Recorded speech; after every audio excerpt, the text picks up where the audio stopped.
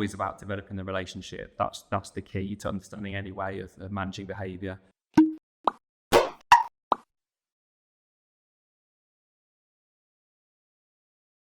For some, I think for most, it's about actually trying to spend more time with those young people. Often we think about excluding as being the answer. I think actually it's the opposite.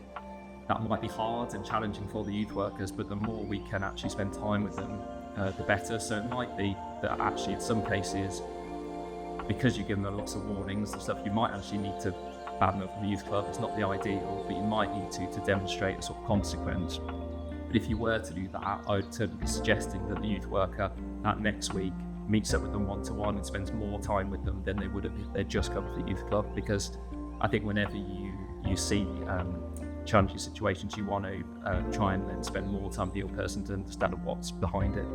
One of the things I think is really important with managing disruptive behaviour is building good relationship with the young person.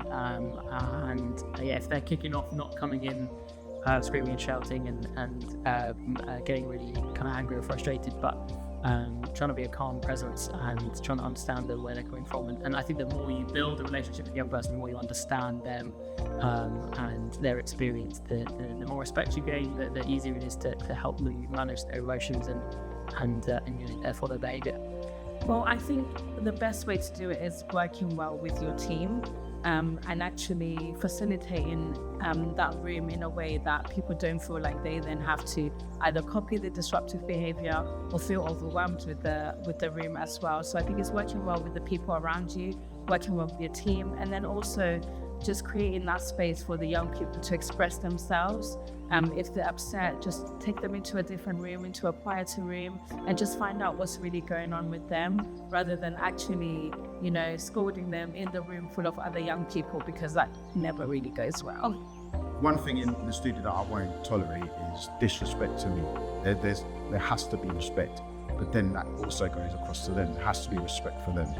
The respect I'm showing them is I'm giving them a platform to record. I'll mix the song down, production. If that gets disrespected, then that's something that we might take away from you. Do you know what I mean? That's what I would do with my children or someone from family. But like I said, just discarding young people is just not my thing. I wouldn't be like, you're banned from it.